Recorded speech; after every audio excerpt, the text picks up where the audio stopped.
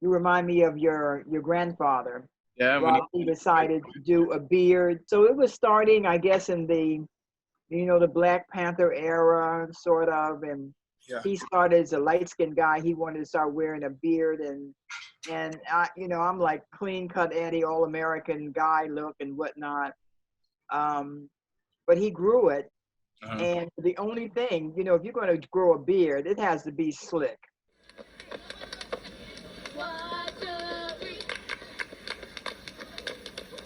Pick up your feet. Pick them up.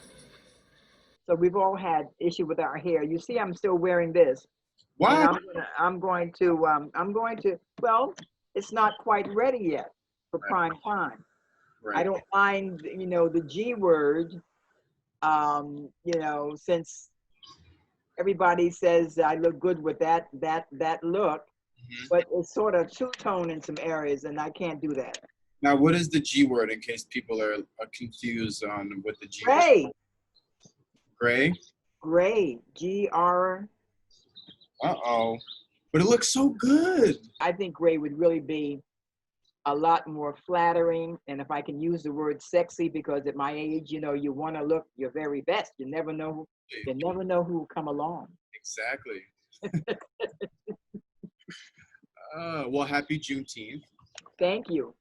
I guess I'm assuming once this is edited and everything, it will no longer be Juneteenth. But um, one thing that I thought was really interesting about this date is how much I had no clue about this date. I literally thought it was just, a bunch of black folks just came together and decided that, hey, today we're going to make this date Juneteenth, Right, right.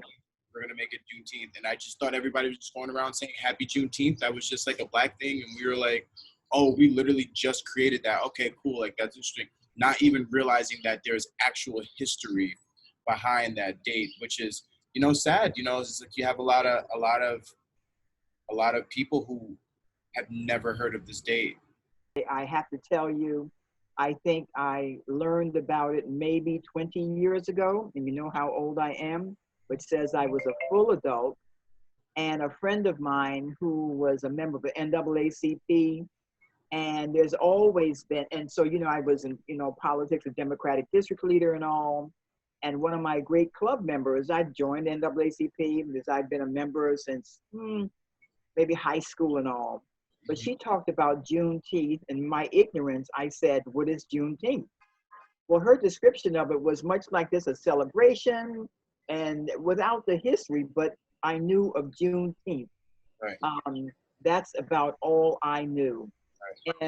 And so when you ask me that, tell me about your upbringing and believing, then you must have been known this for a long time. And it goes back to our first conversation. It's what you were taught. Right. And who teaches you.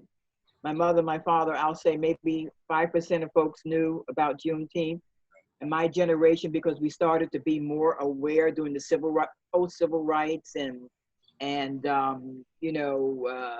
I'll say the Black awareness movement, Black power movement, and all of that. I would say probably they're the group of folks, as with everything, learned our history. And this goes back to perhaps the late 70s. I think about what I learned in high school, what I knew going back to the 60s and whatever. It was Harriet Tubman.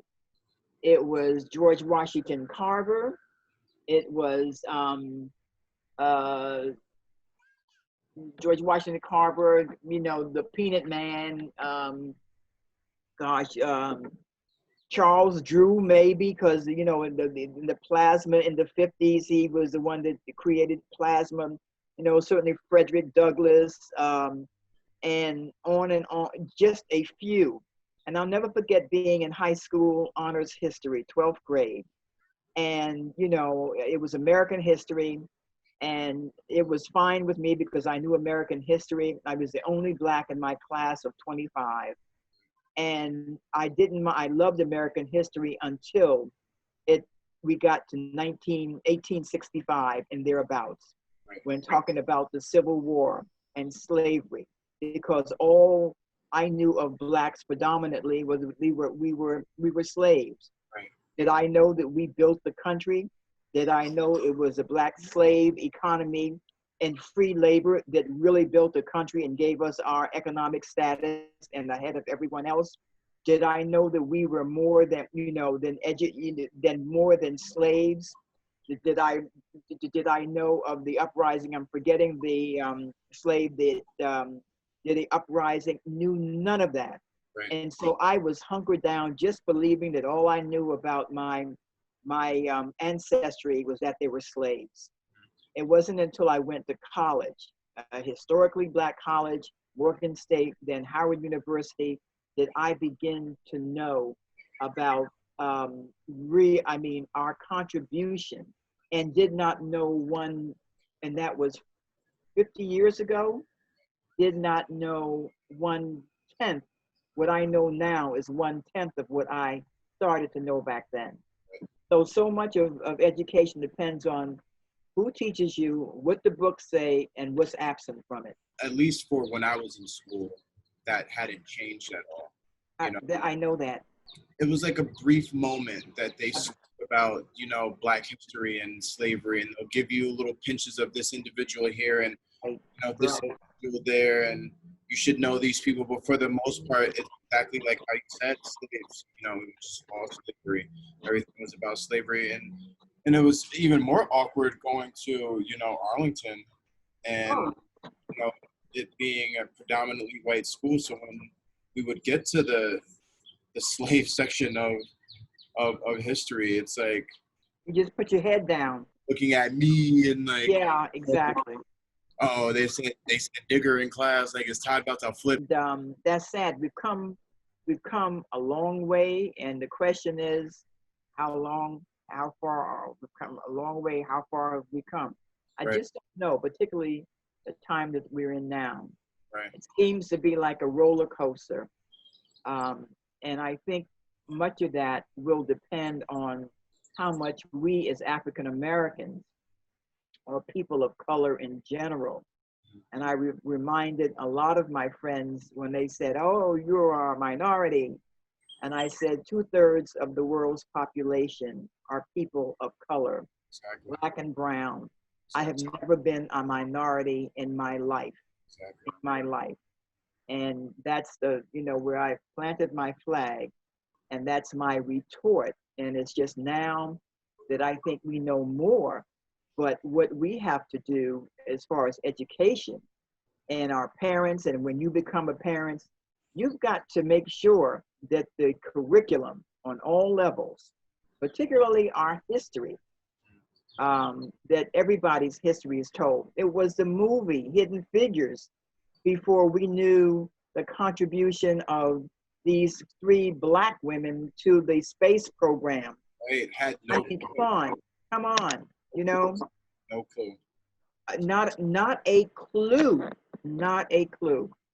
Or that Alain Locke was a famous philosopher.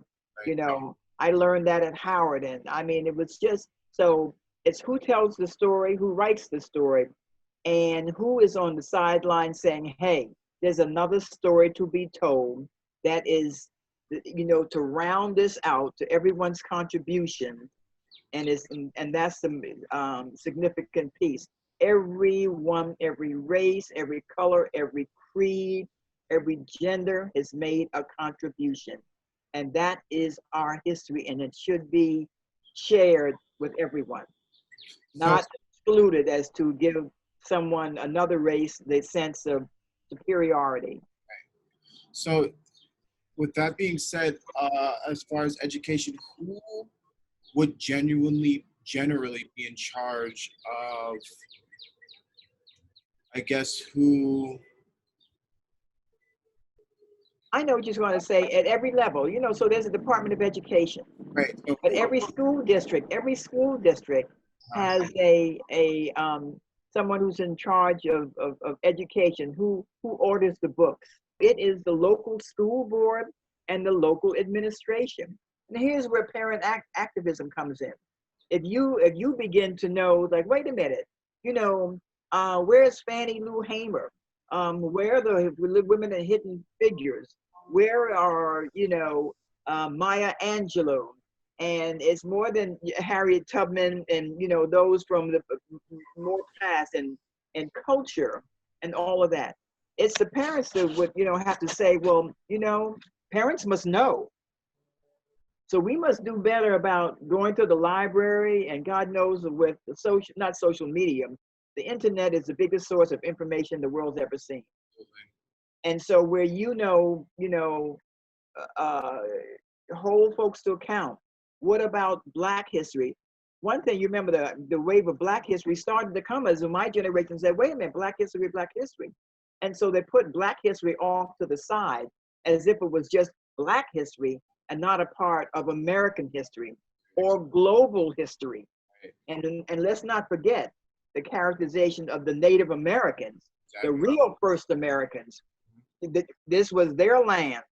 They didn't, you know, come here like the indigenous people were 5 million Native people who were done wrong. And so at every level, you always hear me say this, everything is local. The National Department of Education, the U.S. Department of Education run by Betsy DeVos or whomever, that's the top. But there's a bottom where you have locally a voice. There's a school board that must approve, I believe, the curriculum at every level. So all of these things you hear me say, oh, we need to participate. We need to know. We need to challenge. Right. We need to, if nothing else, we need to educate. Because I think it was, my generation started to say, well, some of this should be taught in schools. But what happened, Black history went off to the side in colleges. And it was still, you got maybe a section, not the full history that we've come to know now. Exactly. It's all activism. Everything comes down that if you see a problem, how are you going to solve it? It all begins locally. And you've got to participate at every level. This is Double Dutch TV, and we just let it rock and roll